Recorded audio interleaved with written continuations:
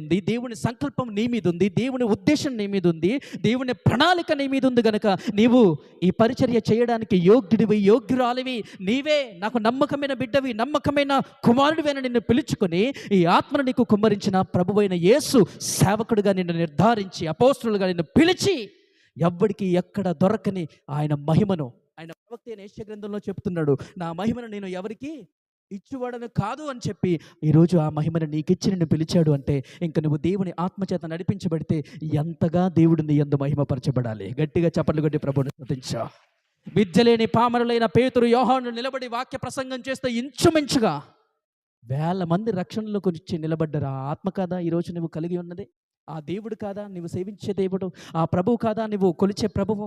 ఆ దేవుడిని కాదా నువ్వు అనుసరించేది? ఆ దేవుడేగా. కానీ ఎందుకు ప్రభువా ఇలా అయిపోయింది ఏంటి? మళ్ళీ వీళ్ళు ఏం చేస్తారు? నువ్వు మాతో ఉంటే మాకు